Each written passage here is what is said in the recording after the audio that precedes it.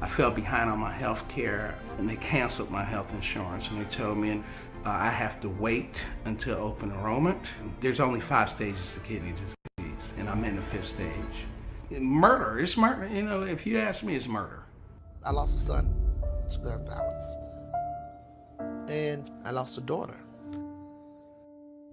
No parent in America should have to bury their child for a lack of medical expense. I'm wailing because my children, my God, are no more. My God, Kelly. I'm wailing, y'all. Wailing, because my babies ain't no more. How many more babies? How many more children? No more.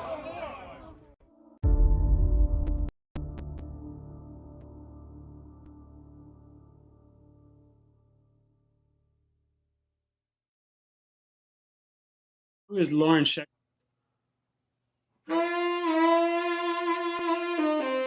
Tomorrow Monday, Bishop Barber. Tomorrow Monday, march on Mitch McConnell. Let's say it one time. Tomorrow Monday, march on Mitch McConnell. A call in. This is the new Jack City. Y'all know where we would be if it wasn't for COVID, right on the Independence Boulevard, right? Going right into the Russell Building or the Capitol.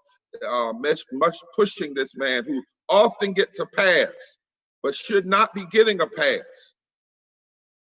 Because all of these bad policies, these bad stimulus bills have come because of him. He called himself, I wish somebody could put it up. I need to put it up before I go to my co-chair, the Grim Reaper. Put it up. Can you put that up? Is there any way to put that up?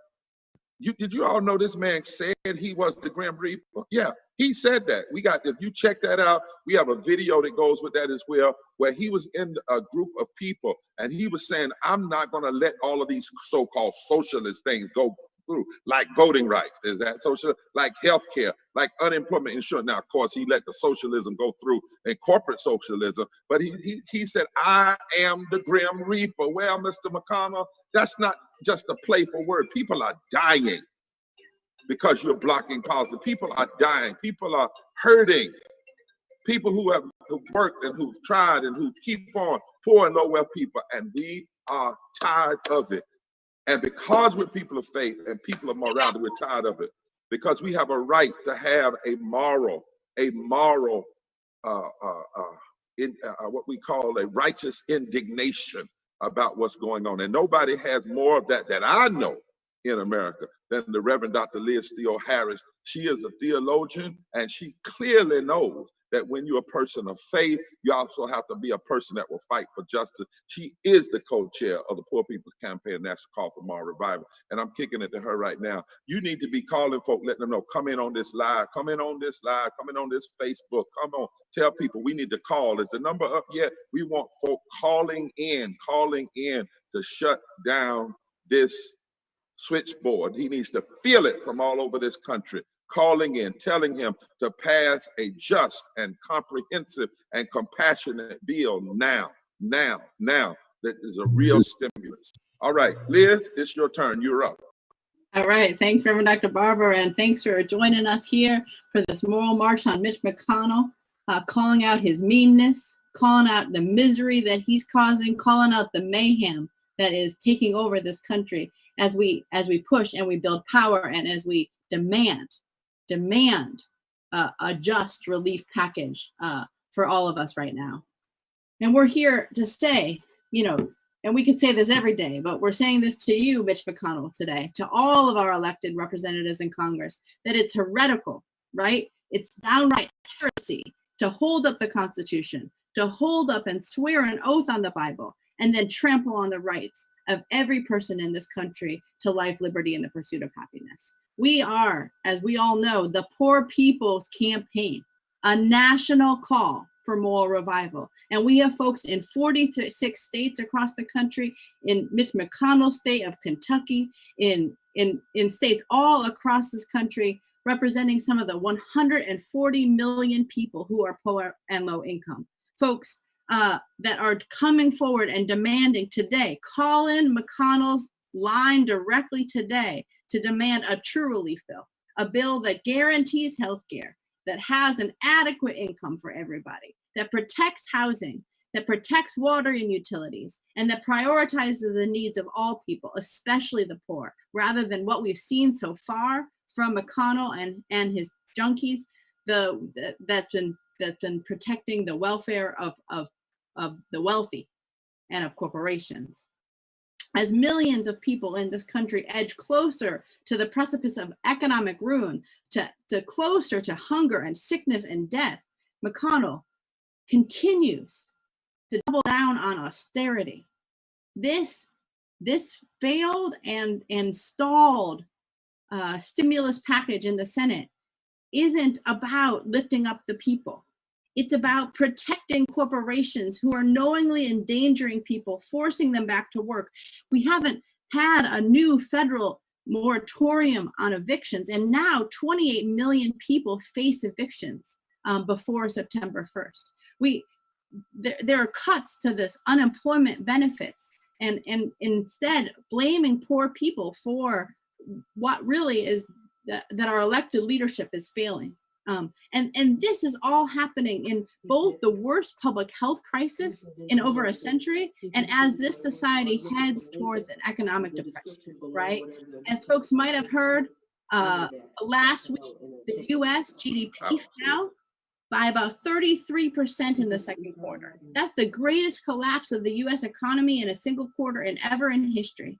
And how do we not have a just stimulus package in the midst of that? We have hundreds of millions of people without health care. We have millions of people becoming homeless. And what we know is that people are going hungry in this country that throws out more food than takes to feed every person in this country. Our sacred texts are clear that what we're seeing, that what McConnell is doing is sin of the highest order. Bailing out the rich and leaving the poor to fend for themselves is evil. Sacrificing children to the altar of greed is anathema. For depriving the rights of the poor, legislating evil is wrong. And at moments like this, while hurricanes are destroying lives and livelihoods, while untold numbers are dying from a public health crisis that could have been averted, when there's a surge in racist violence and justice and democracy are under attack, such plagues lay bare the foundations of injustice, and prophets are called forth to preach doom and to awaken the society to higher ground. We are in a moment when we've been honoring folks like C.T. Vivian and John Lewis. We also remember leaders like Emma Saunders, one of the founders of the Mississippi Freedom Democratic Party, who also died in this week of all these fallen fighters. She was in that same delegation with Fannie Lou Hamer, challenging a racist democracy that we're still living in today. And Fannie Lou Hamer has a message, I think, for Mitch McConnell and anyone who calls themselves Christians.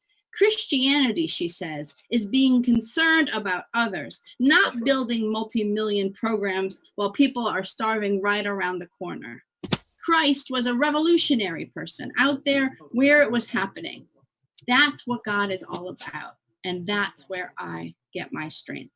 Well, we are here, more people from Christianity and from other faith traditions who are building strength in this revolutionary movement and demanding we need a just relief package. We need it now. McConnell, these deaths, this suffering is on your watch, and we will continue to flood your phone lines until we get justice for all. Thank you very much. You're right on top of it, Liz, until we get justice for all. And look, I just got a revelation. We might have to do tomorrow, Monday, next Monday, and the next, I don't know. Rob, you started this. Rob Stephen is he's the one that came up with all of this. And y'all can see him right on the line, Reverend Rob Stephen. But the bottom line is this is serious business. Did y'all hear what Liz said about people dying? Did you hear what she said about how heretical this is? And Mitch McConnell often gets passed because Trump does all these antics. And everybody focuses on that, but the Senate has been at the center of being more concerned about the corporations, treating corporations like people and people like things than any other body, a political body in this country. And it's high time that we put a focus. Now, there are about 6,000 people on right now. We need you all to text this everywhere. We need you to call folk. We need you to tweet them. We need you to, every one of you, to call that switchboard. Now, they tell me in Capitol Hill, if they get 25 to 50 calls simultaneously on one subject, they call that an emergency. Well, let's make this an emergency. We need all 5,000 of you. How do you do it? You can go to ppc.org, or you can look right on your screen. It'll tell you exactly where to go. You go there, and then it'll show you how to call and everything. But this is an action call, yo. This is us on Independence Boulevard in Washington, D.C. This is us in the Russell building. This is us right up in his office. We're just doing it New Jack City style and using the digital way of doing this, because what is the truth of the matter is we won't be silent anymore. Let me tell you a couple things when we go to Kentucky, because I got a question for Kentuckians. Maybe we are wrong. Maybe we shouldn't be this concerned about Mitch. I don't know. So let's talk to some people from his state. But what I do know, as of Friday, 30 million plus workers that were receiving $600 a week have been cut off. 50 million people have applied for unemployment since this thing began. And some of our restaurant workers, guess what? They can't even apply because they make $2 and something an hour and plus tips. And so they tell them they don't qualify for unemployment. What I do know is before all of this happened, we had 87 million people in this country already uninsured and underinsured because McConnell and others would not even when they passed the Affordable Care Act, they made it so states could opt out. They won't take up universal health care. They've allowed states to continue to suppress the vote because McConnell won't redo the Voting Rights Act. The states that have suppressed the vote, they elect people, but they elect people, they block the Affordable Care Act. So we got 87 million people without health care, uninsured. But in the midst of this, 27 million more have been added. That's 114 million people, y'all. That's 114 million people without health care, uninsured, in the midst of a pandemic. And they don't even want to pass. He doesn't even want to let a bill pass that will guarantee sick leave and guarantee health care and guarantee unemployment. Guess what? He has it. Just because he's a senator, he gets free health care. Just because he's a senator, he gets more than a living wage. Just because he's a senator, he gets guaranteed unemployment, guaranteed retirement. I think you only have to work, be a senator, like 2 terms, and you get the retirement the rest of your life. Come on, y'all. This is time to have some righteous indignation, some holy fire, that kind of love like my grandmama had. She said, I love you enough, boy, to tell you the truth. Well, it's time for some truth telling. And now I want to talk to some folk out of Kentucky, because I don't know. Maybe we're wrong, Liz. Maybe we're wrong. Let's just assume that. But the folk in Kentucky, they know the real deal about they'll tell us, is Mitch good for Kentucky? Because if he's not doing right for Kentucky, he's surely not doing right for the rest of us. So we got Pam Mitchell, we got Tanya Fogel, we got Father Norm Fisher, we got Father, and we got Arnold Farr. We're going in that order. Each of them going to take like a couple of minutes, and they're going to talk to the nation, and they're going to tell us why, as Kentuckians, we either need to just be quiet and go home and not worry about Mitch because he's so good, or they're going to tell us the real deal and tell us why we need to be calling in. Go to that site on your screen. Tell everybody you know. Text this, tweet this, Instagram yourself while you're talking to us and listening on this. But it's time to raise up, y'all. Pam? Thank you, Reverend Barber, and everybody. Yeah, we know that Senator McConnell is bad for Kentucky and bad for the country. And the hypocrisy, we could just bite nails here in Kentucky because the hypocrisy is so deep. $400 for working people, and to sacrifice working people over the difference between a $200 support and unemployment and $400 support and unemployment. But we're not buying it here in Kentucky. We are building people in our urban areas who struggle to financially make it, have a lot more in common with people in other parts of the state, poor and working class people in other parts of the state. And so we're working hard to bring these issues and all of us together relieve our suffering, because it was untenable before the pandemic, and it's really untenable now, the way people are suffering and the way lives are sacrificed like they don't matter. And it's not all right with us at the Kentucky PPP. And Pam, you got people there, black, white, brown, everybody, because there's some news media on. You know, it's people from every different background. Am I right? That are just tired of this. Yeah, we're all over the state. Okay. Every background. Where's my sister at? From the coal mines to the urban areas and all over the state. That's right. Miss Fogle? You better believe it, from the hood to the holler. That's what I'm talking about. From the hood to the holler. Somebody's hurting our people, and it's gone on far too long. Reverend Barber, I'm bringing to you the fact that Mitch McConnell is no good for voting. Voting rights is just awful in this state. And we even had a Secretary of State who pushed a Senate Bill 2 that enforces that everyone has to have an ID in November going to the polls. How in the hell can we do that when the DMVs are closed down because of the pandemic? What is wrong with these people in leadership in Kentucky? I am furious about the voting rights. We were already oppressed and suppressed from the voting machines. And here we are now in the midst of a pandemic, and they're introducing and passing more bad laws. That's what I came here to tell you. But I want to lift up the fact that we're pushing mail-in voting. We have that last primary that we just came through. I had never seen so many people in this moment go to the polls to vote in our primaries in Kentucky. That is what they're afraid of. That's right. We have 152 people who are under the governor's executive orders. That's people with felonies in their past that are allowed to vote now. We are engaging. The Poor People's Campaign and other coalitions are engaging to locate that 152,000 folks. Wow. We only got a short window, but we're pushing. That's right. Let me ask you something now, because see, Mitch McConnell, you know, I think your screen froze up. It should come back, but you can still hear me. Now, Brother Mitch McConnell, he said, and I didn't say this, so don't you get mad at me now. He and others of his folks said that the reason he wants to cut unemployment from $600 to $200, by the way, which would only be $5 an hour, is because y'all in the hood just staying home party. Y'all ain't working. Now, that's what he said. Now, I'm just telling what, you know, that's what they're suggesting. That you don't need the unemployment, because the reason you're not going back to work is not because of COVID, it's not because of the virus, it's because folks are just sitting, chilling in the hood, you know, having parties. Is that the truth? Partying on. Everybody that's on this call listening, I need you to go to that switchboard right now and invite Mitch McConnell down to the hood.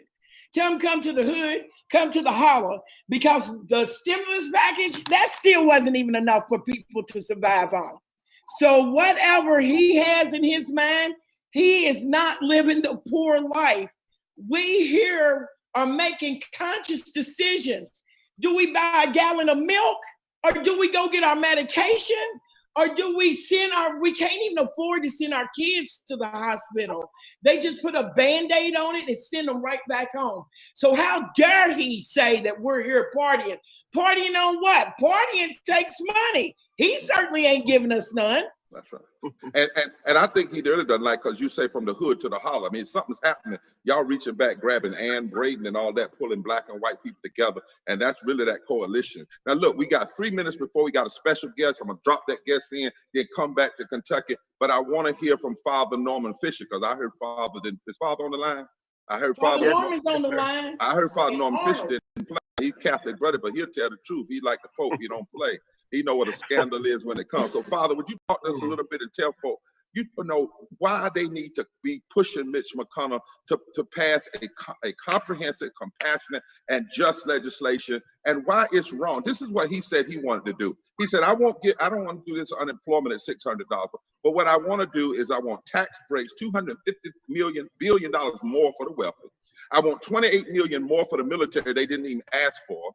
He said, I want legal immunity to corporations who hire workers in unsafe conditions. So if the workers get sick, they can't be sued for liable. And you know, what they've done over the last 3 months, don't y'all cuss too loud, wealthy, greedy folk have made $755 billion off of this. I see Liz just perked up. Greedy folk in the midst of COVID have made $755 billion a year over the last few months, while people are suffering. Father, talk to us about that out of your faith tradition and why we're right to call him out. Indeed, indeed. We are a people who believe in the truth of our own Catholic social teaching that when one suffers, we all suffer. And we should uphold the dignity of all people. Why are we looking at the top? Why is our energy and our emphasis focused on only those who have? The reality is those who have not want to have as well. I wish somebody in his position would just realize that we are in a pandemic and it has affected all those who have been at once employed. So this isn't something they chose for themselves. These are some things that they're trying to work out. So we want to underscore the importance of having a just reality for all peoples who are suffering at this time, and not just look at the people who can give back to make a difference for the government, but those who are in a part of our state who really are trying to survive, but they don't want to just survive, they want to thrive. They want to be who they're called to be and know that they have an opportunity to share their blessings and give back. It's not a free ride. This is something that we've never ever experienced, and the effects of this pandemic are overwhelming. And so we have to look at everybody's situation, not just those who have, but those who want to have as well. And I think that's the injustice of Mitch McConnell at this time. His focus is so askew from reality. If you just think about people who have families, think about people who are trying to even get back into some kind of sense of normalcy. There is no normalcy, but he's trying to look at the old way and the old regime and those who have done something for him. We need to look at the people who are trying to put their lives together each and every day and make sure they have some kind of sense of stability so that they can give back and contribute. That's right, because he's not even been taking care of Kentucky. I mean, you've got thousands and thousands of people even before COVID that were already poor and low wealth. 140 million people in the country, 62 million people working without a living wage, 140 million people in the country who were who were poor and low wealth. And I did some math on that. That means if 700 people are dying a day from poverty, that means somebody's dying every day from poverty every 2.5 minutes, even before COVID. Y'all hear what I'm saying? Even before COVID. And Mitch was against healthcare before COVID. He called it socialism. He's against living wages before COVID.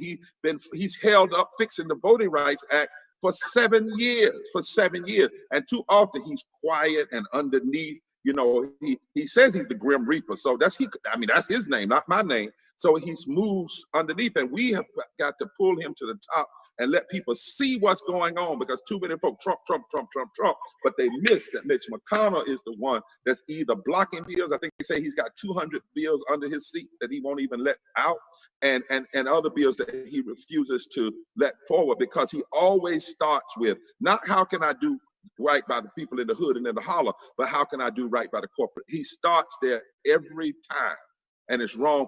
Look, let's blow up that switchboard, y'all. Now, I don't mean blow it up with no dynamite. I mean blow it up by calling it. Look on your screen, text somebody, tell somebody. Put thousands of calls. I wish we could get to 100,000 today. And it's possible, y'all, if we got 6,000 or 10,000 people on now, text 10 people. Tell them to join us, because we are putting a march on Mitch McConnell, an old style call in using New Jack City ways. Now, I got a friend, I think he's on. He may be on DL Hughley. He's got to go right back to the radio. I want to drop him in this, because I've been talking to DL about this. I said, man, what kind of craziness is this? 30 million people plus unemployed, 50 million people have filed for unemployment, 20 million people haven't even received it. And you have Mitch McConnell saying he wants to make sure that corporations are protected first, before people are protected, before he makes sure that people have unemployment, sick leave.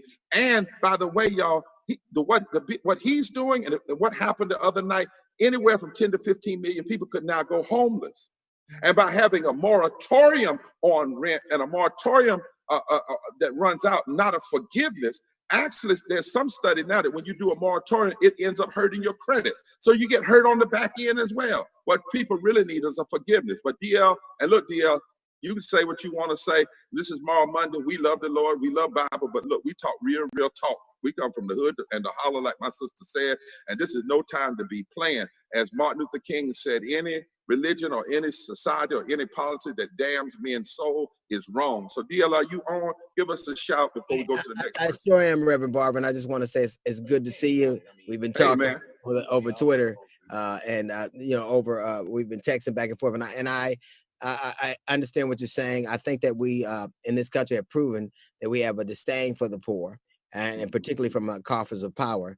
And Mitch McConnell is the arbiter of that. As bad as Trump is, you were exactly right. He is the getaway car driver. And I think his lips are thin, but he could use them to speak out for what he knows is wrong. He's a turtle looking son of a bitch, but he ain't got to move this. And I think that it shows you everything you need to know about how they feel about the people who are less than, the people who they perceive as less than. Right now, we know that benefits are running out, that this could be the largest number of people who are poor instantly in America all at one time. People are being put out of their homes. They have nowhere to eat and feed their children. And right now what they want to do is those people back to either low paying jobs where they're going to be in a more dangerous, imagine, or arguing right now because we're thinking that people are trying to scam the system basically and get rich off unemployment. Like that's their goal. I think people's goals is to try the same goal as everybody else is to try to survive. So call Mitch McConnell, not the names that we usually call him. Call him and put pressure on him because he does not have a conscience. And he does not have, emotions at all, but he does understand power, and that power is in your voices. So make sure you call Mitch McConnell, and after you can't call him, you can call him all the names we usually do. So, Reverend Barber, I love you. You keep doing what you do, man, and God bless you, man. Man, we're so glad you made it through too. We know what you had with COVID, but keep on and be stronger now, Doc, and we keep praying for you. Thank you, Brother Hughley. Right on. Y'all heard it from DL. He said, don't call him what you normally call him first. Call Mitch McConnell, talk these facts, tell him we want a bill that's compassionate, that's just, that's caring for people. Be reminded of what's happening and how many people are hurting. They had said that poverty would go to 50% with the stimulus in place. Without the stimulus in place, we could be way over 50%. And remember, we were already at 43% of this nation in poverty before this. And if he and others had come together before COVID wouldn't even have so much power if we had dealt with poverty and racism and living wages before. But be all that as it may, this is just wrong. I mean, this is wrong enough before, but this is a form of policy evil and policy murder in the midst of a pandemic. It's like somebody being drowning, and instead of you throwing them the life directly, you pull it back from them. And there's nothing about that. This is scandalous. Now I want to go back to my brother. I want to go back to my brother in Kentucky, Arnold Fur. Arnold, you on, man. Tell your truth and say to folk why we need them to go to that screen, go to ppc.org, call Mitch McConnell, say what you need to say, brother, because you're from Kentucky. You got something to tell us. Reverend Barber, thank you and Pastor Liz for having us. I'm going to say this. I'm happy that DL cussed already because I have a tendency to cuss and I'm going to try not to. But let me say this. I want to respond to McConnell's claim about people in Kentucky not needing unemployment because we're partying. Two things. First of all, Tony got it right. We're too broke to party. Secondly, McConnell has no idea what people are doing in Kentucky because he's not here. McConnell took office roughly 35 years ago, and when he did, Kentucky was struggling with a high rate of poverty then. We were struggling with issues of health then. And in the 35 years that he's been in office, there's not been any movement toward progress. Things have not gotten better, but in fact, things have gotten worse. And we're seeing more and more Kentuckians denied health care, more and more Kentuckians falling into poverty in the time that he's in office. And we get no attention from him whatsoever. He's decided to turn his back on Kentucky and to go to bed with large corporations. And he is the Grim Reaper. But everybody needs to know, and I want everybody in Kentucky to know that he's the Grim Reaper because his policies and his lack of action is killing Kentuckians. It's Kentuckians that he's killing. It's Kentuckians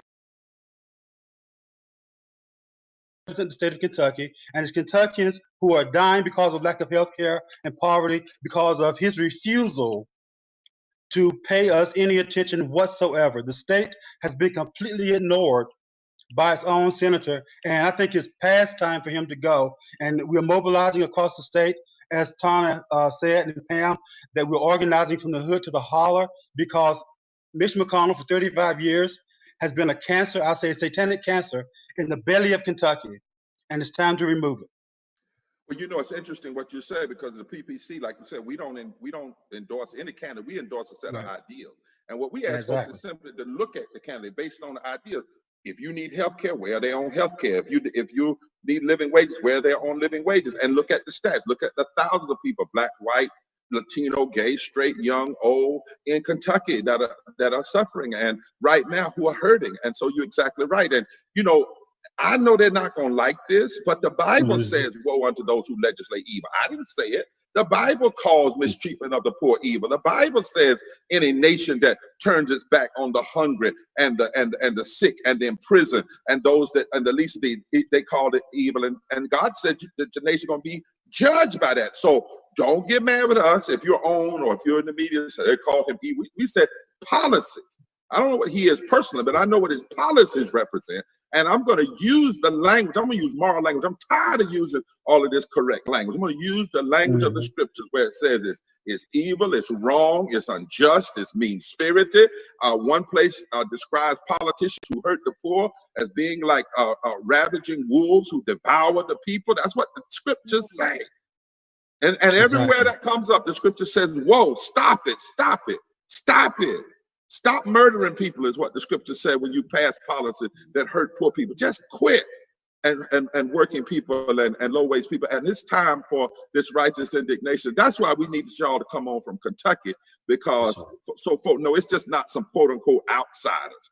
The reality is, I wish that McConnell would, and by the way, we're asking people to send in a Bible and a Constitution. Now the Bible we ask, after you do the call, you can email, you can FedEx or however you can a Bible called the Poverty and Justice Bible and a copy of the Constitution. I think we're gonna have a link for that where you can do it and send it to his office, because evidently he's not reading one line in it, because you know they put their hand on the Bible and swear to uphold the Constitution, where the Bible said the first thing you ought to be concerned about is the poor, the hurting, and the immigrant. And the Constitution says you're supposed to establish justice, you're supposed to provide for the common defense and promote the general welfare. And if you're not doing that, you are constitutionally inconsistent, morally indefensible, and you are economically insane. This is insane economics.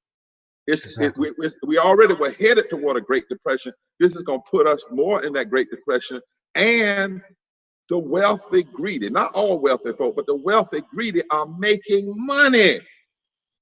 Liz, I talked to her about that sometime late at night. We just get livid. They literally are making money off of this pain and pandemic rather than doing right by the people. Well, we got another friend called Sister Erica Alexander. I see Rob holding his hand up. Yeah, could just say real quick, just Erica too, but that for folks, we really want you to go to our website to make this call. It's easy to go to poorpeoplescampaign.org, or if you click in, if you're on Facebook, it's pinned as the first comment. There'll be a bit.ly link to call McConnell, and all you do is go there and you put your number in, and you'll actually get a call, which will put you on a switchboard to call McConnell. We've already filled up both of his DC offices. We've now switched over to his Louisville office. And so we're going to keep on going office to office. But when it changes at 5 o'clock to Eastern to Central, we'll go to the Central one that's still open. So we still need to keep on filling it up. If you can't get through, just keep on trying, because we know that you're probably going to get busy signal maybe the first time. We're collecting everyone's name that way so we can send the emails as well. So folks are doing a great job, but keep on and please share this video out so we can get some more folks as we get towards the end here at 5 p.m. I told y'all didn't want Raw to be organized against you. Y'all better be glad if we're on our side. You see them glasses he got on look like Clark Kent. That's Superman on those glasses. I'm telling you right now.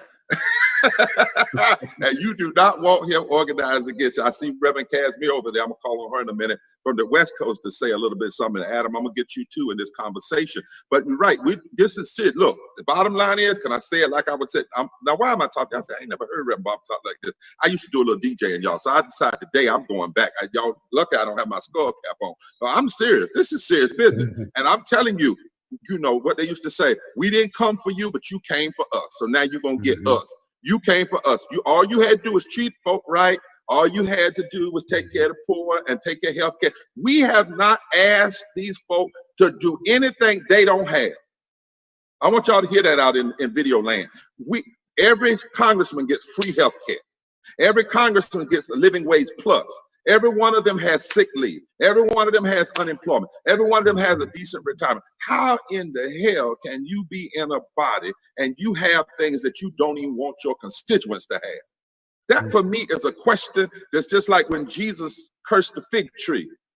How can you claim to be a fig tree and you're not even producing figs? Right. Come on, y'all. This is serious times. These are serious times. And we need that kind of love that is justice is what love looks like in public. We need that kind of love that tells the truth. Dr. King's last sermon, let's don't play. Dr. King's last sermon was going to be America may go to hell if she didn't change when it came to the poor and it came to the least of these. We need to unearth that and speak true prophetic truth. Now, we got Erica Alexander, who's from out in California. She used to be, y'all know her as Pam. Lord have mercy, some of you know her on Living Single. The Cosby Show, yes, I did. The Cosby Show, but she's so much more than that. She is an activist to her heart. She's a documentarian. She was a major role in the documentary that just came out about John Lewis, but this is a firebrand, y'all. I have found out this sister does not play, and she will tell you the truth and hope you hear it, and if you don't, she'll make sure you hear it again. And so I just want her to come speak some truth to her folk, and while she's pushing it out for people to jam this switchboard today and say, we're marching on Mitch McConnell. This is an old style city and with a new Jack City move. That's what's up. Well, thank you, Bishop Barber. I really appreciate it. It's really nice to meet you, Reverend Liz. I've seen all of your work, and I've talked to Rob, and I really appreciate the work that you're doing. It's so vital and so instructive for me, because you have to know that Bishop Barber and I have become friends these past few months, but I've always admired him and thought that I would be able to meet him in life. So to actually be in on talking about the issues that you guys have been really putting your lives and your commitment, your energy in all these years is wonderful. But I wouldn't have known about this without Reverend Barber. He tells us what's going on and he sounds the alarm. He's an urgent care doctor, and he's always in there, and I really appreciate that. So whatever he tells me to do, I do. That's why I'm here. I'm here because he told me it was important. He told me what to do. He was very particular about the actions, and that to me is what people like me need. I need people to guide and steer me, because I agree with all that you're doing. And so if you're saying this is what we should be doing, that I am. The more I learn, by the way, Reverend Barber, I'm appalled. And I'm a little embarrassed that I'm always a little bit behind the cut. But if I'm with y'all right now, then I'm where it's at. So there you go.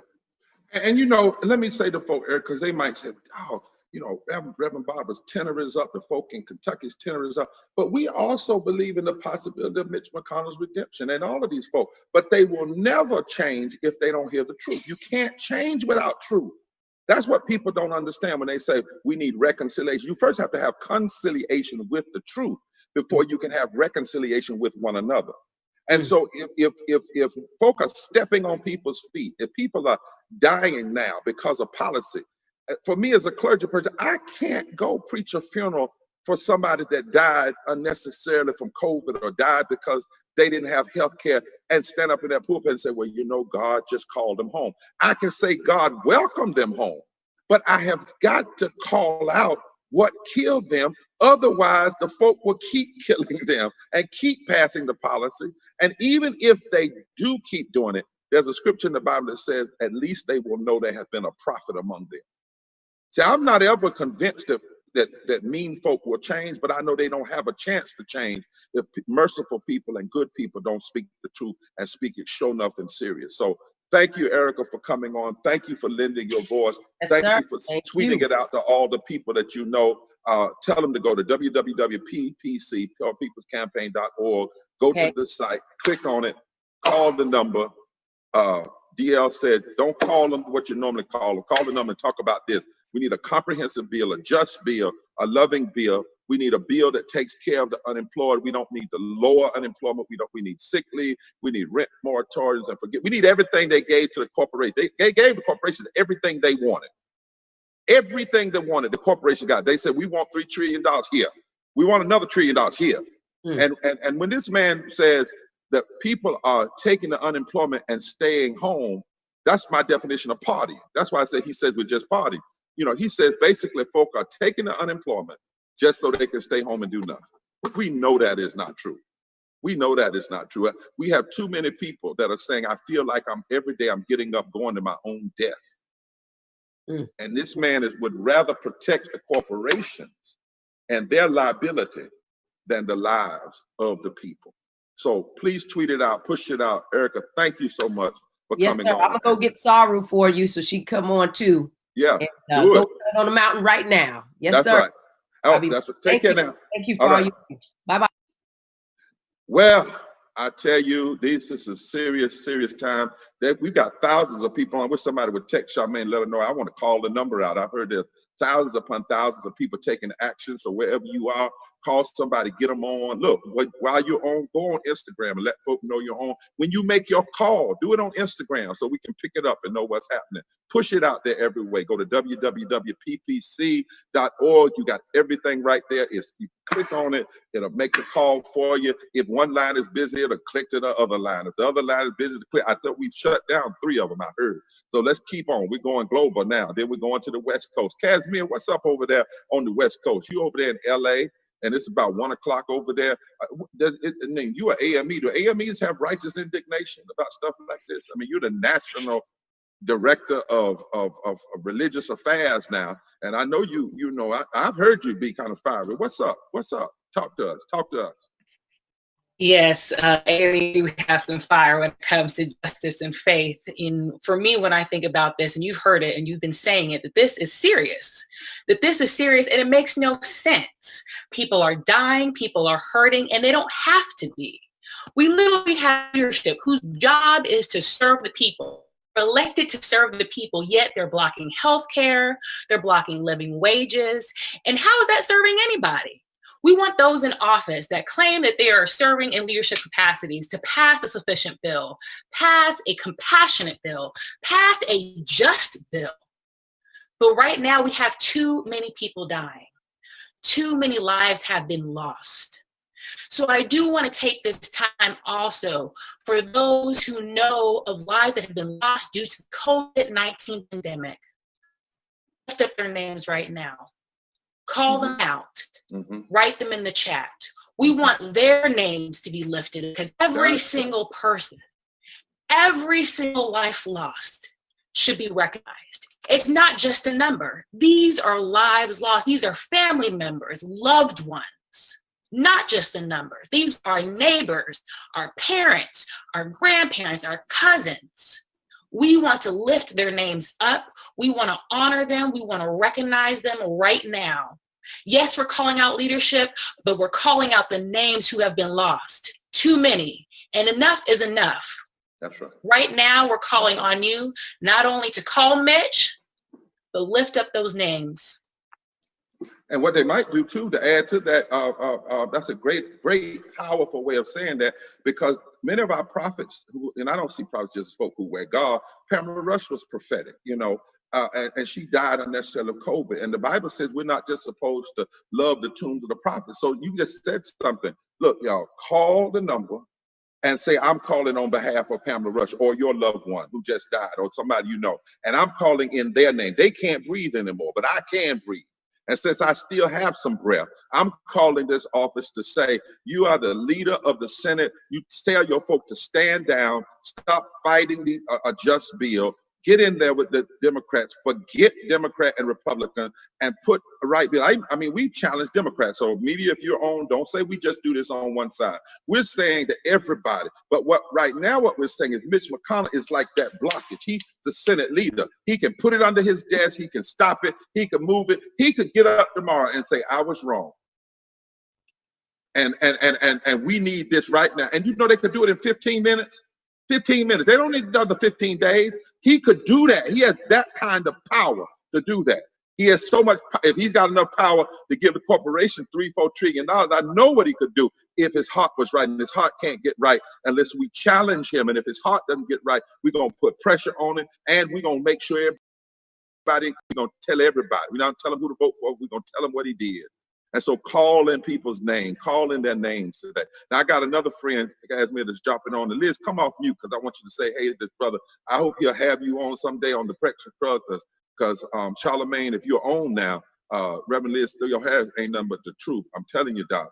But he had me on the Breakfast Club. I texted him last night. He said, man, I want to be a part of this. I want to tell my folks to call in, because we know that yes, when we talk about 30 million people who just got off unemployment, disproportionate number that's going to be African Americans and people of color. When we talk about all of these folk now that don't have access to health care, we're talking about millions of people, on the brink of starving and not having access to food. We know it's going to be disproportionate number of people of color. And Brother Charlemagne the God, he deals with these issues. He's always saying, when we talk to candidates, and this is not about endorsing candidates, but he says, whenever we talk to politicians, we should be talking to them not about, can I get a key to the city? Will you send a special letter on my anniversary? The only reason to be talking to them is about policy. Policy. That's right. And any piece of policy that doesn't have what we call a budget line, it ain't policy, y'all. Let me just say that. If it doesn't have a budget line on it, it's not serious. So when people ask me, are you supporting this? I said, what's the budget line? How's it going to impact poverty? How's it going to impact healthcare? How's it going to impact living wages? Because the bottom line is, whether it's the Senate or the House or the legislature or the government, the county commissioners or city council, they all operate the budgets. Somebody said politics is really about who gets what, when, where, and how. And it is an ugly thing that the folk are robbing our bank. They're robbing our bank to give trillions of dollars to the corporation. And in the middle of COVID, it was bad enough before COVID.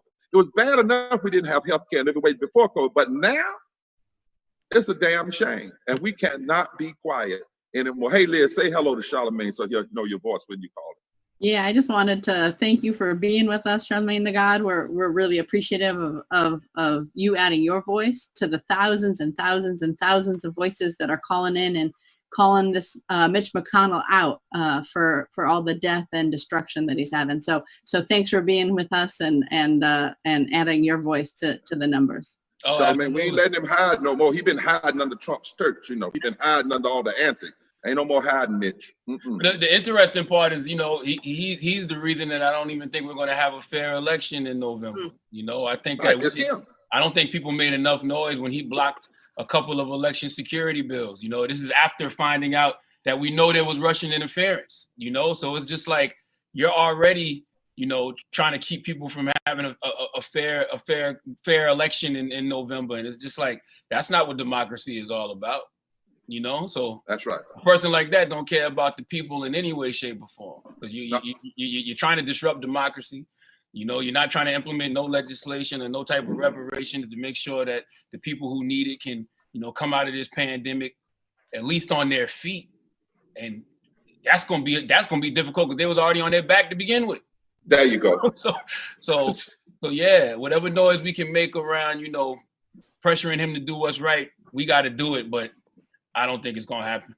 That's right. Well, he's a mean one, but we're not going to let him think we're going to be quiet anymore. That's the point, and then folk need to use this, what we're doing today, because we're trying to put it on. Don't think just getting rid of Trump is it.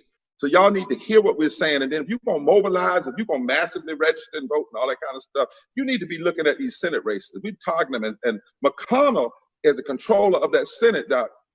I don't have it right in front of me, but I can tell you, Charlemagne, I know it's been 2,500 and about almost 90 days. That's 7+ years that he sat on the Voting Rights Act. And when the Supreme Court gutted it on June 25th, he could have fixed it on June 26th.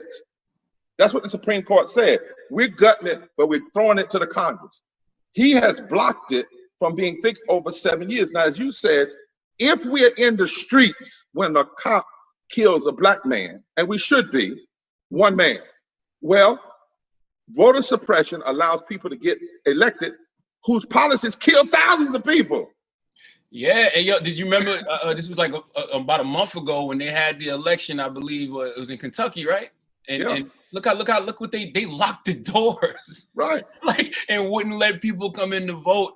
That's Mitch McConnell's state. That's blatant voter suppression, in a real way. I don't feel like we've been making enough noise about this devil we're facing in Mitch McConnell. Same person who said he wanted to make Barack Obama a one-term president. He's fighting against progress at every turn. He called himself, Charlemagne the God, the Grim Reaper. In a fundraiser, he said, listen, I'm going to stop all this. He said, call me the Grim Reaper. He pointed to his folks himself. I'm the Grim Reaper when it comes to health care, when it comes to voting rights, because that's socialism. But let me tell you something so you can there's some folk up here Tanya, is Tanya still here? That's on Kentucky. And you need to know this, Doc. They organizing from the holler to the hood. They straight up serious. Okay. And they turned the governor's race down. There are folk on this call that took 4 counties in Kentucky that were quote unquote extreme counties that voted for Trump, and in the last election they turned them. They didn't even endorse the candidate, Doc. They endorsed an agenda like you be talking about, and they got people to turn on an agenda. They said, "Folk, vote for your agenda, not just for a personality." And they shifted the governor's position in Kentucky with that strategy. So this is serious, but we want to shut down. We want to blow up that switchboard with calls today. And I'm really thinking about, we might be doing this every Monday. Raj, you better watch out, because brother, you're right. We can't be silent now. We can't be silent at the ballot box. We can't be silent afterwards, because I'm telling you, I did a piece the other night. I think I sent it to you. If you look at 30 million people without health care, and 15 million of them are people of color, and Harvard says 5,600 people or so die for every 1 million people that do not have health care. Every 6.25 minutes, a person of color is dying from the denial of health care. Wow. That's George Floyd, yes, but every 6 point, and when you look at a whole year, more people die from the public policy violence perpetrated by folk like Mitch McConnell than are killed by the cops every year. Wow. But it's just not on camera, brother. It's just not on camera. Reverend Barber, what's the organization you was just talking about in Kentucky? The one you just mentioned? Poor People's Campaign. Poor People's Campaign. Yeah. We need to have y'all on the Breakfast Club soon, because you know I'm not the highest grade of weed in the dispensary. It's brothers and sisters that's on the ground doing this work that's way smarter than me and way more active than me. I just got the platform, so I'd love to have y'all on, you know, and speak more to this, so we can really blow up that switchboard in Kentucky. That's right. Mr. McConnell know that we making a lot of noise out here. Well, Anna, you heard it. Father, you heard it. Yes, Pam, you we'd just love to heard be it. with you. All right, so we're gonna make that happen. Thank you, Charlamagne, for telling your folk to join us and call that switchboard today. God bless you. No, take care. Brother. Peace. Hey, say something, Tanya, to him while he's still up. Hold on. I want to hey, 859-492-0397, right here in Kentucky, from the hood to the holler. Charlamagne, we coming on. Give him the damn donkey of the day for the week. Let's do it. Give it to him. No, I'm gonna have Tanya. I'm gonna have you and Arnold on with Reverend Barber like soon. Just text me, Reverend Barber. We'll make it happen. We'll work it out. All right. Thank you, my brother. Peace. Look, everybody on the screen, y'all go to the bottom, go to www.poorpeoplescampaign.org, go to the site, start making calls, call somebody, get them to make calls, Instagram yourself while you're doing the call, put it out there. We need this to happen. It's happening. I'm telling you. Somebody call Charlamagne, give her a text. I need to know the numbers, because I'm hearing the numbers are crazy out there on this Monday. March on Mitch McConnell. Old style sit-in with New Jack City call in using digital. Y'all better watch it. As my buddy Freddie Haynes said, we didn't call for you, but you called for us, so we here, baby. That's how it's gonna be. And y'all done took me back to when I was 20 years old on the radio. Y'all can shame yourself. Well, listen. Right now, as we're in the middle, you know, we always got to have a little song in the midst of everything we're doing. We can't just do this. So I'm getting ready to go, first of all, to my brother Fernando Garcia, Border Network down in El Paso. That brother is serious. That man loves people. He loves truth. He loves doing what's right. He's my friend. He's Liz's friend. He's a friend of the movement. I'd go anywhere and stand with this brother. Been at the border, been at that ungodly wall. This brother and the people down there, our brothers and sisters, Latino brothers and sisters, they are the backbone of truth and justice in this community. And there's whole other level of suffering that's just not being talked about. You know, part of the thing in the media, we stop talking about stuff too soon. We need to be talking about what's happening in these so-called ICE detention jails now, and how people are dying. And we cannot let this stuff stay silent and stay undercover. So Fernando, talk to us about why even in El Paso, you know, and the people know, we need to be really pushing McConnell and pushing him hard, and pushing other senators to push him hard, that he needs to do right. He's not going to get a pass on this. And remember, you know, today being the anniversary, right? Talk about it, Liz. Of the Walmart shooting 1 year ago. Right. And we launched the Poor People's Campaign, We Must Do More, mobilizing, organizing, registering, educating people for a movement that votes tour, right, in El Paso, about a week after that. So we do appreciate you being here with us today, Fernando. And a week before, we were right there near that Walmart when we went to the detention center. And then the week later, and Fernando, I want folk out there to know, Liz, you're right. Fernando and the people said, come back. Because we're not going to let the murderer have the last say. We're not going to let the assassin, the racist have the last word. We're not going to let our people's lives just end like that. He said, if they killed us a week ago, then come back in a few weeks and let the resurrection begin. Let the we must do more tour begin, even while we're still crying. And I'll never forget that, Liz, and thank you so much. Come on, Fernando, and talk to us across the nation. Yeah, thanks for having me again here, Barber, Liz, Ronald, Liz. It has been a journey. These last 20 years working at the border, you had seen, we thought we had seen everything, and obviously that was not the case. Today, in the midst of this pandemic, dozens of community members came together to carry out a memorial and a call to action. And specifically, we want to tell our nation that we will not forget what happened a year ago. 23 of our community members were killed, and many other, dozens of them were injured. And it is important to tell the nation that this was not just a single killer coming to El Paso. It was the combination of systems that they came together to actually provoke and cause injury to our community. The first one was the weapons of war in our streets. AK-47s, R-15s are the ones that actually are still out there. Nothing has changed in regards to that evil system of weapons of war. The second system that came together that day a year ago was white supremacy. White supremacy is not new, but there was a resurgence of white supremacy, especially towards immigrants, Mexicans, in other communities of color throughout the nation. And the third element, the one that actually fueled everything in the minds of this shooter, this terrorist, it was the rhetoric of President Trump and other politicians in Washington. That rhetoric that we're calling immigrants and Mexicans, criminals, rapists, animals, and infestation. So we will not forget that what happened was not only a problem of mental health, but was a problem or evil systems in our community. So we came together, we did a procession with 23 crosses, actually monumental crosses. We marched to that Walmart again, and it was very painful. The wounds are still open. There's no healing, and I think it will not be healing. You know that. It will not be healing until we achieve justice, equality, and dignity for our community. So I think that is why it's important for us to join you and the efforts of the Poor People's Campaign today, a year ago, but also a year from now, and count with people at the border, with residents at the border to join this effort to change society. But Fernando, you said it, until we deal with this sickness, this is not a mental health sickness, it's the sickness that grows out of the evil and the heresy of racism as it's connected to economic. When I say racism, I'm not just talking about Black people.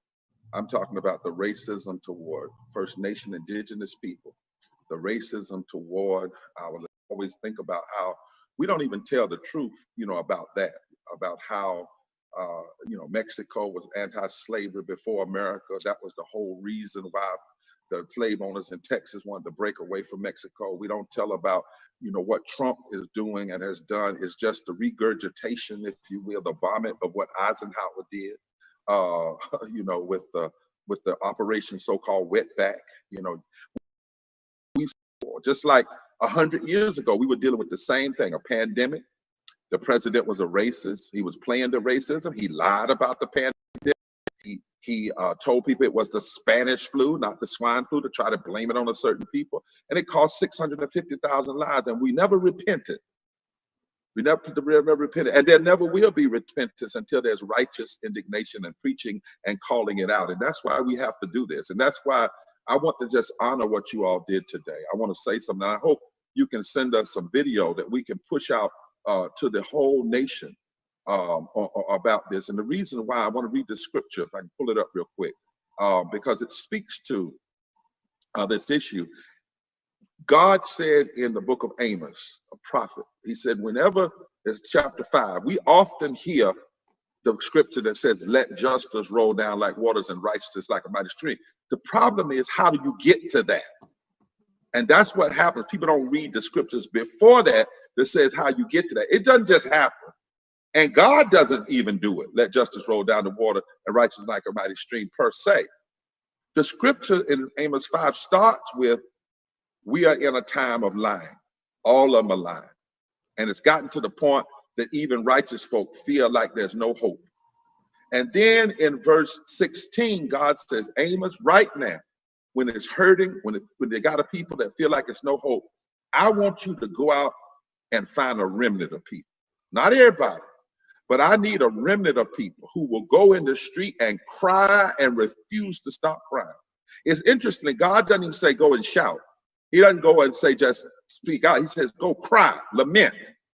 And he says, I want you to weep loudly.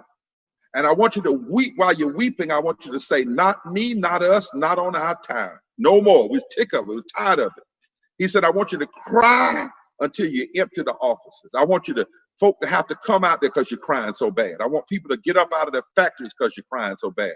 I want you to empty the workplaces because you're crying. I want you to invite everybody to cry. This is prophetic to you. I want you to make them see what they're doing. Just like Emmett Till's mama said, you're going to look at this. I can't get my son back, but you're not going to go. You're going to look at this. Or just like when they made sure we saw Jimmy Lee Jackson or Swanna Cheney and Goodman. You know, there's a place in which we can't put our pain back in our chest anymore. We can't put it back inside of our heads. It kills us. No, if you did this, you're going to live with it too. If you did this, you're going to hurt too. That's why we're going to have families to start coming forward whose people die from COVID and die from not having health care and saying we're going to have funerals online and we're going to say, this is not natural. This is not of God. God said to Amos, and when you cry and you get everybody to cry, and God says, I want to hear it. And then God says, and then I will make a visit. And it's after that that justice rolls down like water and righteousness like a mighty stream. So what you did today is, in fact, the beginning of justice. It may not feel like it. It may hurt like all get out, right? And that's why we need some video from down there, because we are not going to let this nation be okay while we are dying. It's over. No more. No more. Because if we let them be okay, it will continue. It's only in history, it's only been when moral movements have forced America to see herself and see all of the ugliness that we've had modicums of change. Modicums of change. And if all of us get together, we can put this on front line. You know, they think just because COVID and we didn't have our march on June 20th that that's it. Oh no, they don't understand. We got 2-3 million people that came on. You just wait till June 2021. And if some stuff don't stop moving. Or anybody play, as I said, this is serious. So Fernando, we will never forget you. We'll never forget the people. We need our Latino brothers and sisters to call Mitch too, because he's just as bad as Trump. He has said some of the most ugly things, and his policy, he could have stopped Trump from all of this stuff with ICE. If he and his senators had gone to that White House like senators did years ago to Richard Nixon and said, stop it. Don't ever forget, Trump has some power. He can sign an executive order, but Mitch McConnell can pass a bill. An executive order ends with the president. A bill can last 20, 30 years beyond when it's passed. So we're putting a real clear picture on Mitch McConnell. My brother, I wish I could touch and hug y'all, do it over the video, but I love you, man. I love the people. And we cry with you, we weep with you, and we're never going to forget one another, and we're going to stand together. And we appreciate the times that both of you, Reverend Liz and Reverend Barber, came to El Paso. You actually been here several times already. I think that it shows your commitment to our community. People are still thinking about you. We want you to come again whenever it's possible. I think it's important to understand that what happened in Walmart a year ago was was part of a number of things. It was not the only thing that happened. It was the culmination of an strategy of fear and violence against our community. You remember that the days before that shooting, we had children in cages.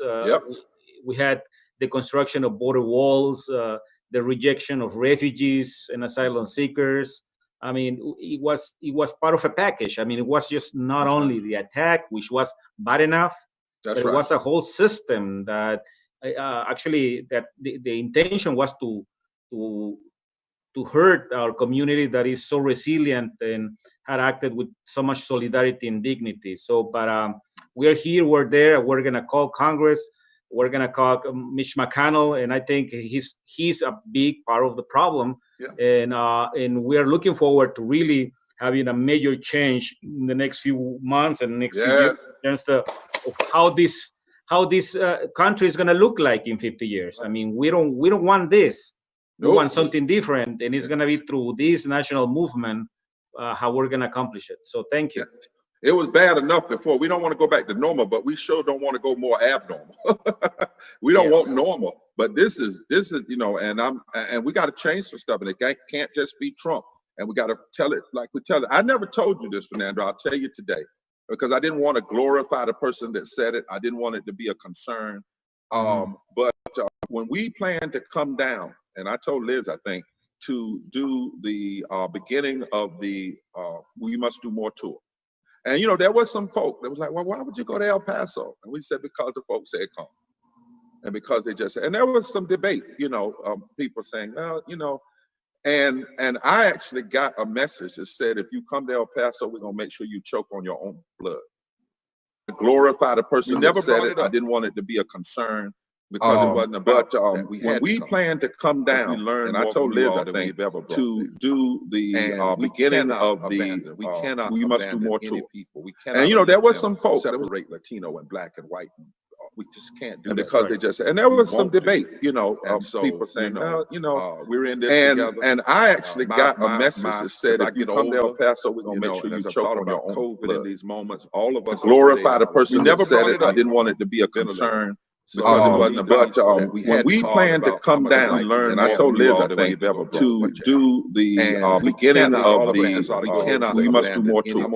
And there was some folks that was like, what would I do if I knew I just can't do it? Because they just, and there was some debate, people saying, well, we're in this together. And I actually got a message that said, if you come to El Paso, really take a different moment. All of us glorify the person that said it. I didn't want it to be a concern. Because it wasn't about, there's always going to be a remnant, and the remnant's going to be strong. And so we're brothers. I know Liz feels the same way. Let her talk. She just came off mute. And then we're going to go to hold on while you're calling people, while you are texting people and telling them to call. Look, let's go, y'all. Come on, let's don't back off now. Go to ppc.org. Look down at the bottom of your screen. There's a link there. Click on it. Let's call. Let's make these calls. Let's get other people to call. We got some more switchboards to shut down on the West Coast. We got some more to shut down on the East Coast. They're gonna know this is serious, and we're here, and we're not going anywhere.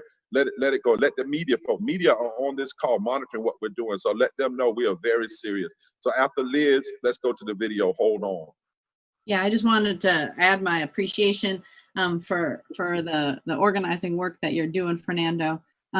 You've taught us about this idea of permanently organized communities, and that's the kind of power we have to build if we're going to actually be able to get folks like Mitch McConnell out, if we're going to be able to get this Jubilee policy platform forward, we're going to be able to build a kind of power and organization amongst the 140 million and growing poor and low-income people.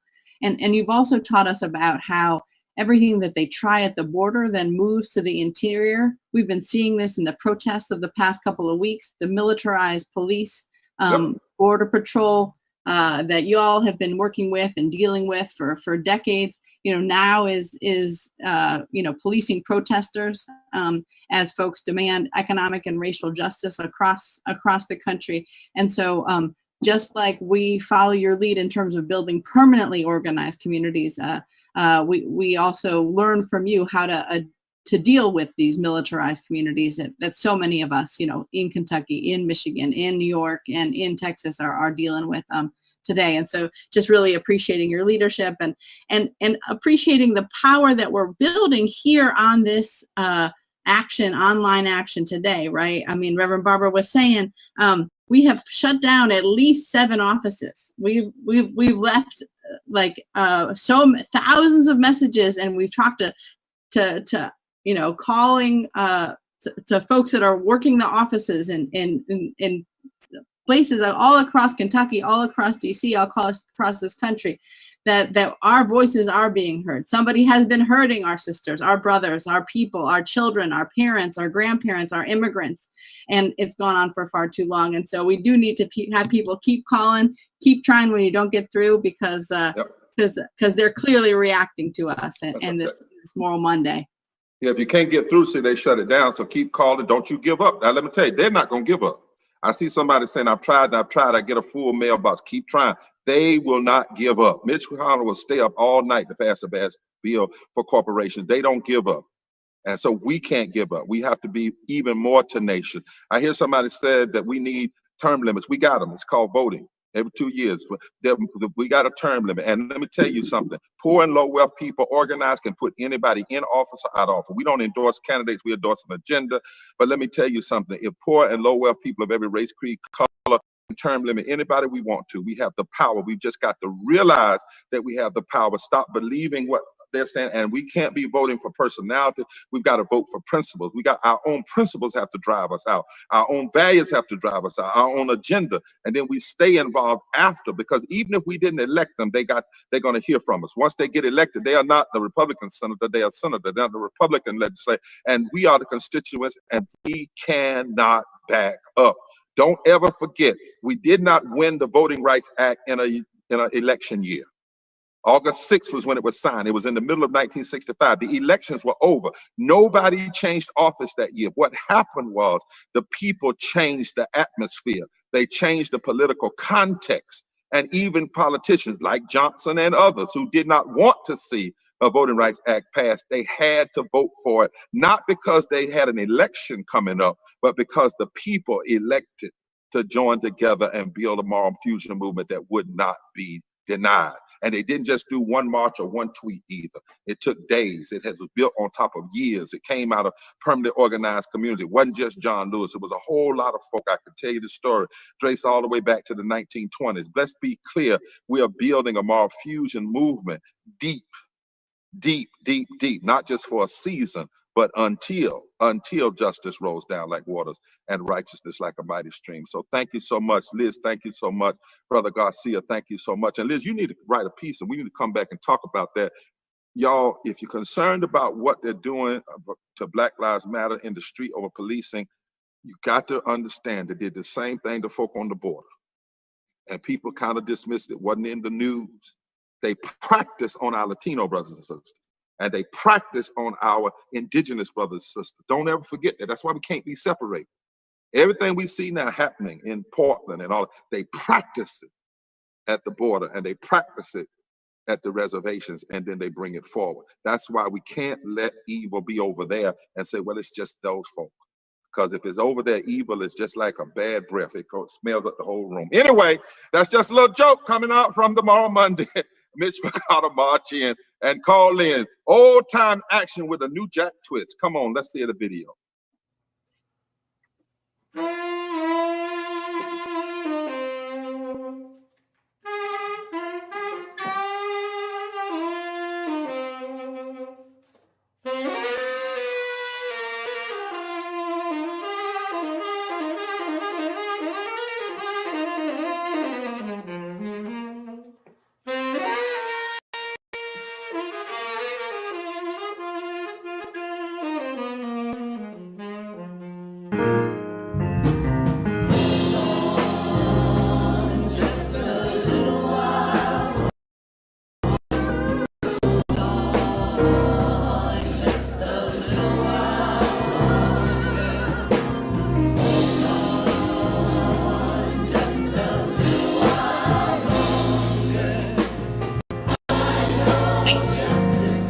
You're gonna stay on and tell me when it's almost over? You what? You're gonna stay on and tell me when it's almost over? Yeah, I'll stay on. Hey, Bishop Barber. The video is playing now, they can't hear us. Eric Alexander's asking you to retreat.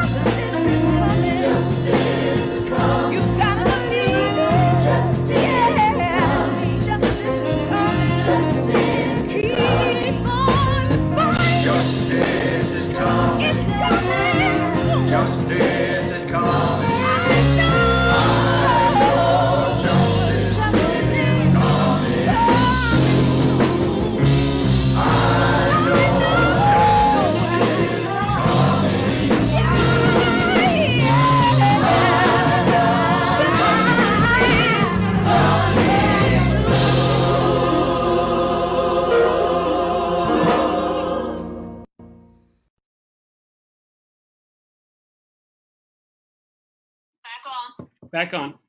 My brothers and sisters, we have 4 minutes and about 30 seconds before we end this video, but not end the action.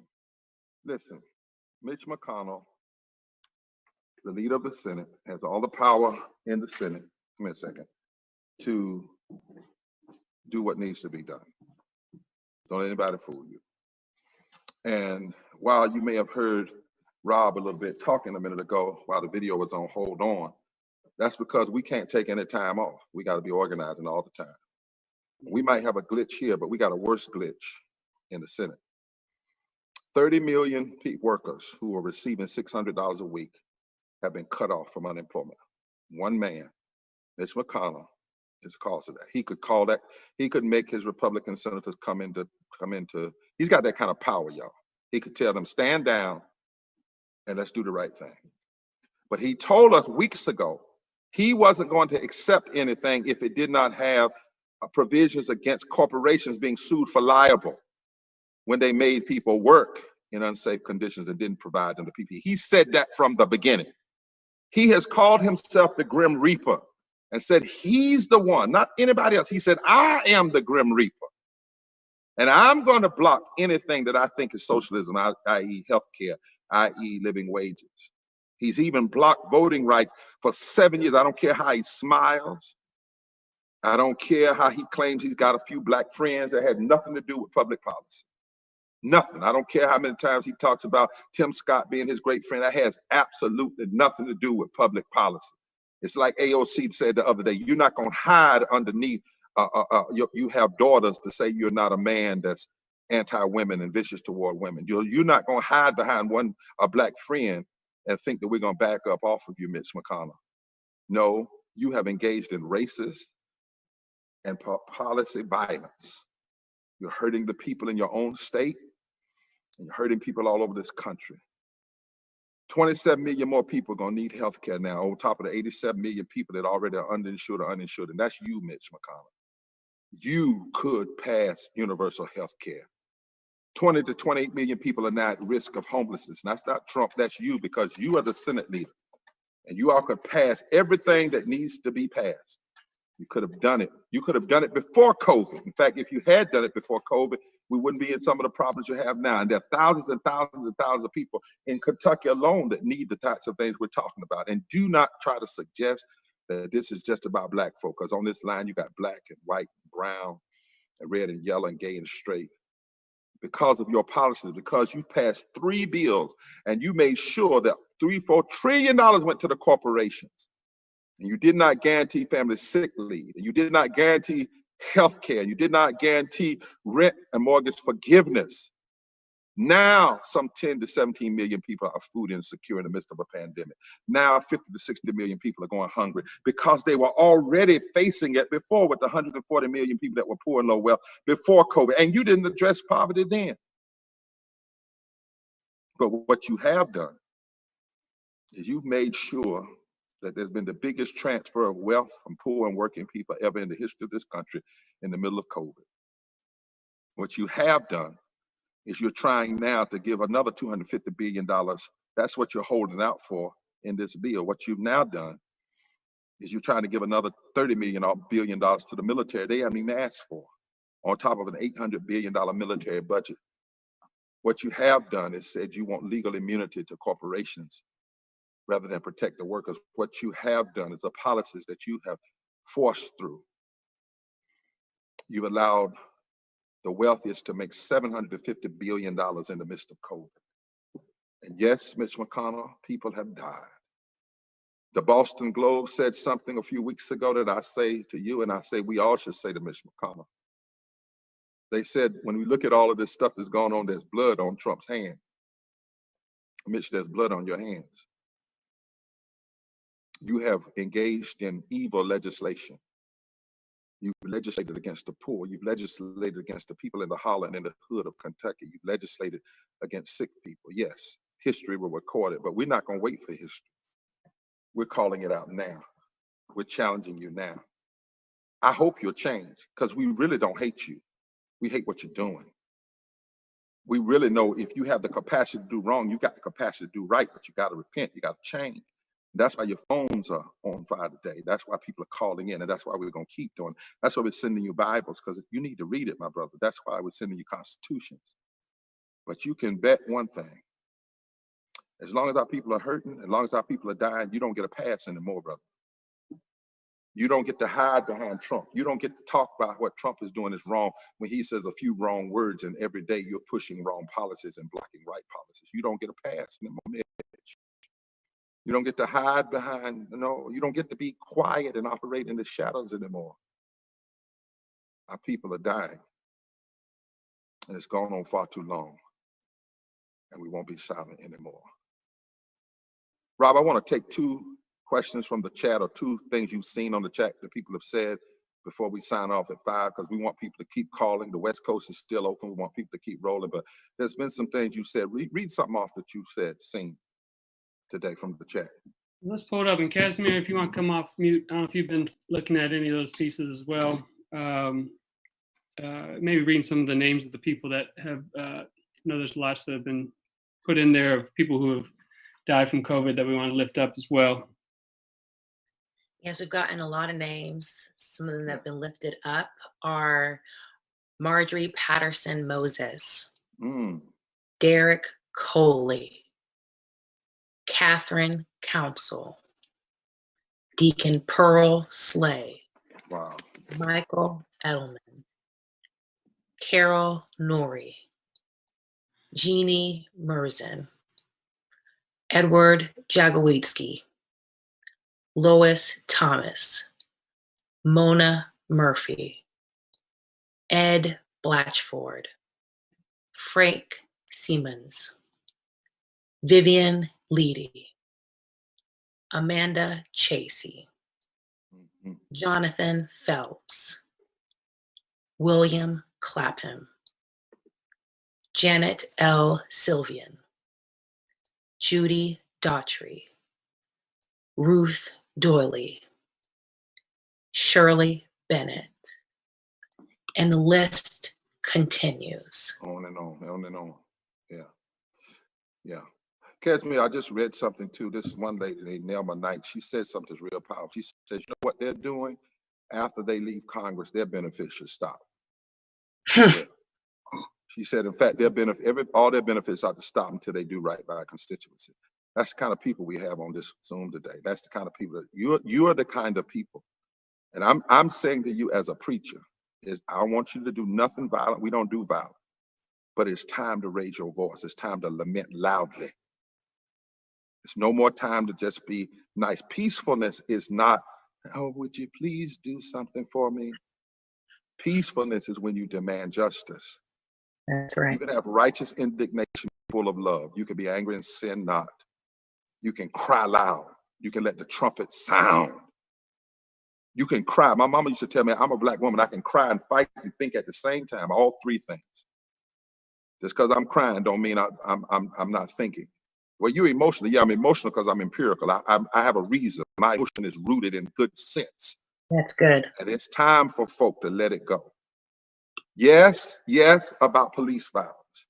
But as Coretta Scott King said as I close, don't you ever forget that violence is also not paying people a living wage.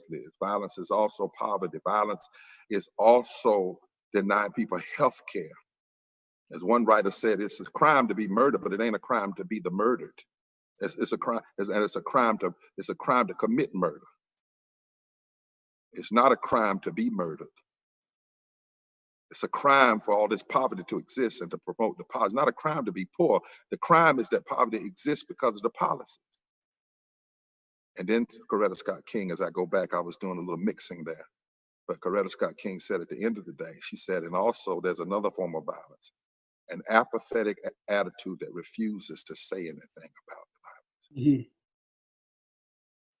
My grandmother, who never went to college, said it like this. Boy, and she could call me boy, if somebody's stepping on your feet and you don't tell them to get off, then what motivation do they have to move? Mm-hmm. These policies are strangling people, just like George Floyd was strangled out on that sidewalk. These policies are lynching people, just like George Floyd was lynching. And I think sometimes some people don't want us to see it that way. They want to see it as disconnected, right? So they want us to be moved by one thing and not moved by another. But if we're going to be concerned about death and violence against human beings, then we have to be concerned about these public policies. And we can't just go after the cops that do it. We got to go after the Congress people that do it. We can't just go after the officers of the law that kill people in the street. We got to deal with the senators and the sweeps. Because the only thing different between the policy violence and a knee on the top of the neck of somebody then being strangled on the street corner is the death that comes from policy violence is often not put on camera.